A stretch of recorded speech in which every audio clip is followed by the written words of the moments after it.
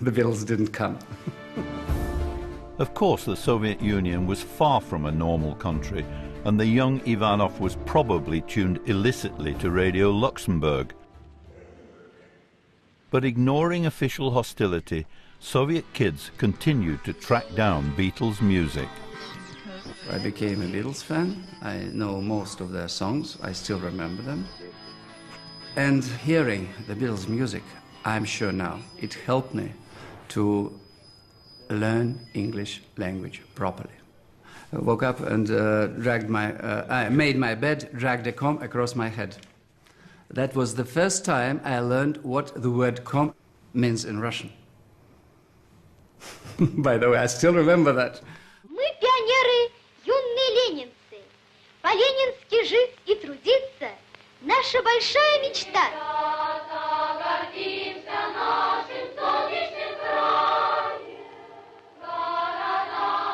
In the Soviet Union, official propaganda was one thing, but real life was totally different.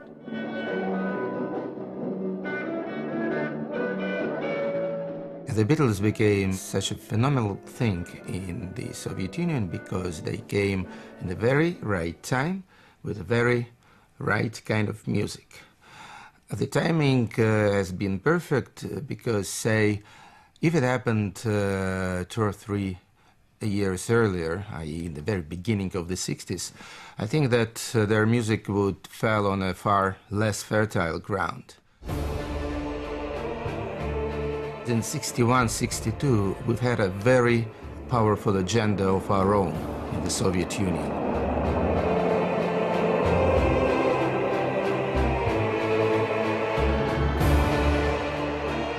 We've had our own global superhero, Yuri Gagarin, the first man in space.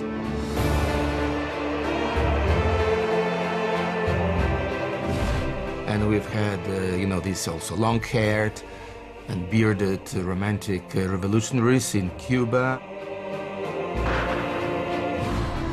We've had our own charismatic leader, Nikita Sergeyevich Khrushchev, who promised to bury the United States and to build communism in 20 years' time. Communism, of course, was a kind of ideal utopian society, and we believed it. So, at that time, it was really cool to be a Soviet. Then, in 1964, of course, Mr. Khrushchev has been kicked out and replaced by a bunch of much more boring guys. And this is how the decades of so-called stagnation have started. And this is exactly when the Beatles' music started slowly to infiltrate the Soviet mass consciousness. And it was then that Kolya Vasin began his long obsession with the Beatles. Вот с этого, это нулевая отметка, с этого все начиналось. А вот железный занавес, знаменитый железный занавес, каким мы его увидели в 60-е и 50-е годы в России. Вот моя тень. Вот я слушаю рок-н-ролл, и вот я пробиваю этот железный занавес и выхожу в мир музыки и свободы. Beatles. World. Our world. Here an article about Beatles in Russian press. They say shitting Beatles. Very bad article, very bad article. That's communist. When I saw this article, I say Soviet is bad state, and I make immigration to free territory of Russia. In 64 year, I say to me in my soul, I will live without Soviets, only in my room with the Beatles. To young people, they say Beatles is bad. Эстрадный квартет Beatles. Поль Маккартни, Джордж Харрисон. Посмотрите, как они элегантны. А в начале своей карьеры четверка выходила на сцену в купальных трусах с сиденьем от унитаза на шее. Вскоре они встретили добрую фею, лондонского дельца Бристона Эпштейна. Фея поняла, что из способных ребят можно делать деньги. Зараженные психозом зрители уже ничего не слышат. Истерики, вопли, обмороки. Разгромленный зал и драка – обычный финал концерта. Мир, заключенный в 4 стенах, оклеенными портретами длинноволосых певцов.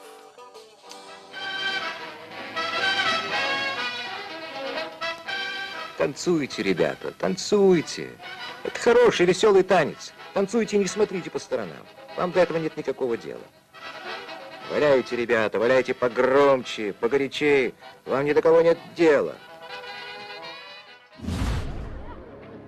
Fans in search of Beatles music faced serious threats from the Soviet state.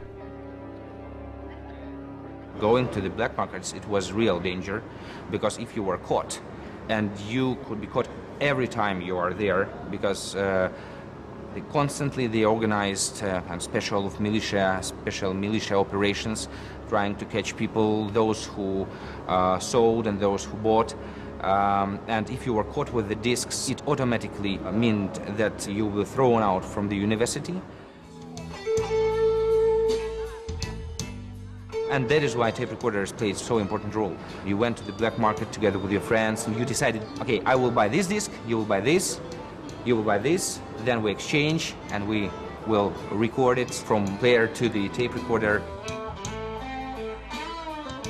This is how it worked. And Soviets can do nothing, and it was great.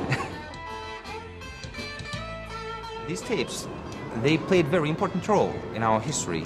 This is something that hanged the Communist Party of Soviet Union.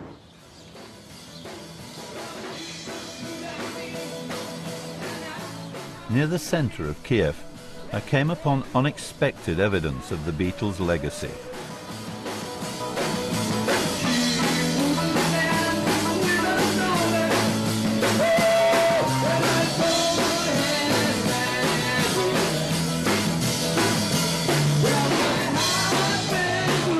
The Kiev Cavern Club sent me curious echoes of that cellar in Liverpool where I first met the Fab Four.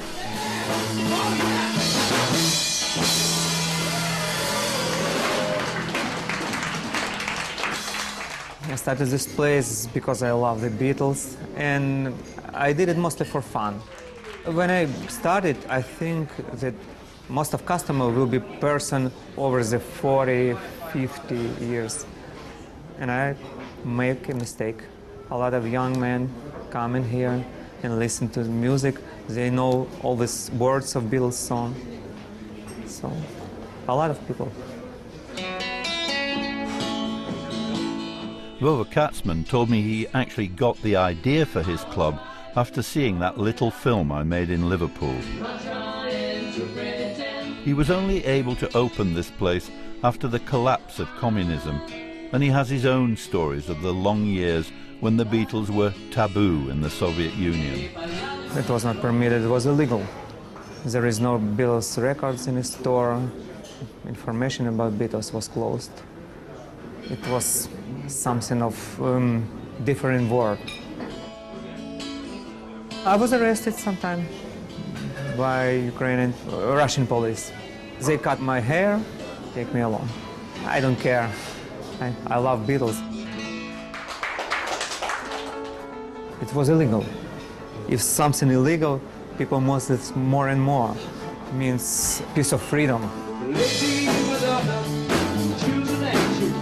And I suppose they changed the world and they destroyed the communism. It must. More than Gorbachev, by the way. They changed the Soviet Union.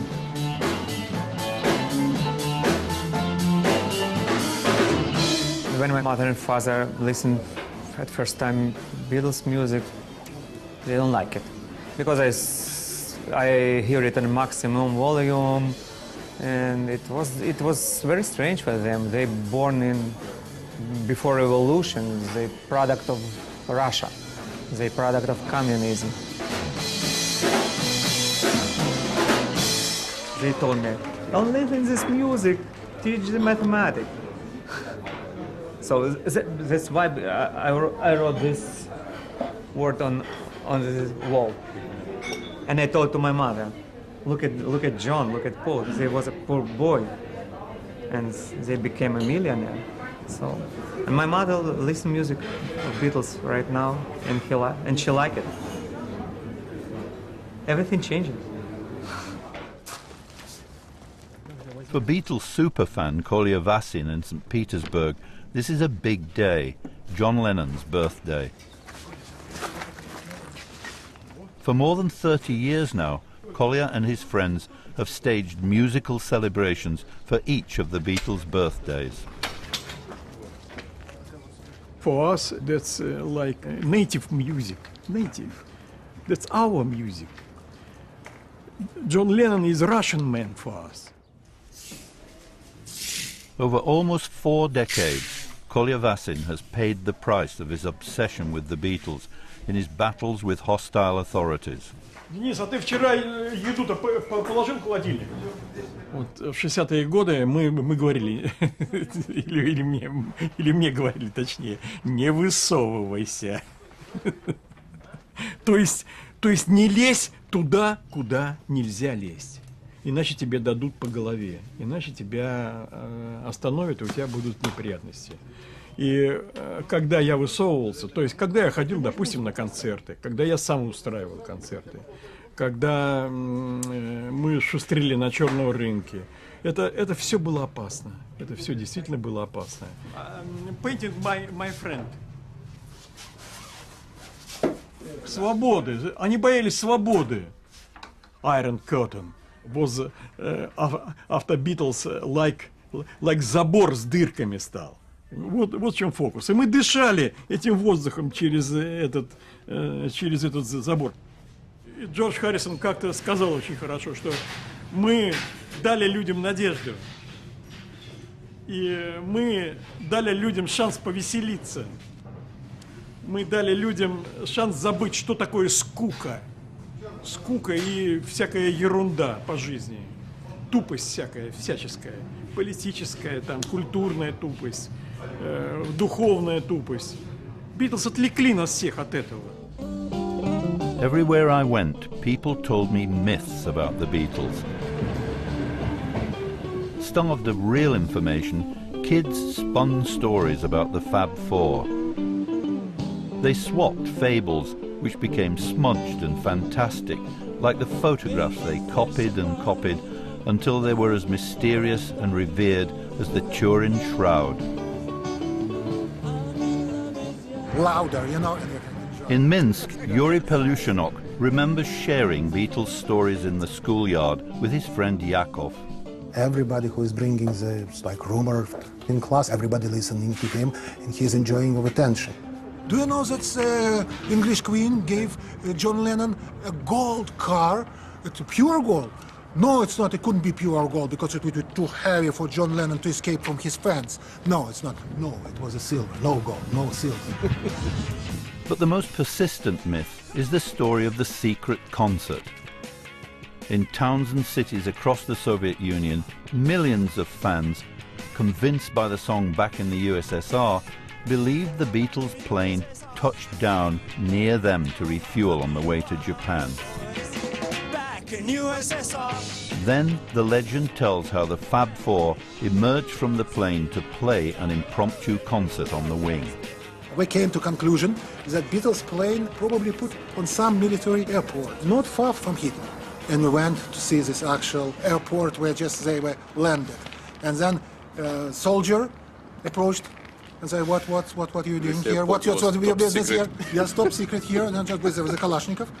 And we say, oh, we are own people, you know, just don't shoot us. And then just, what are you doing, basically? But it was first-year soldier, was very condescending to us, and just say, come on, guys, Beatles playing near Leningrad in Pulkovo, when they were landed and playing on a wing of a plane, acoustic guitars. It's shameful not to know this.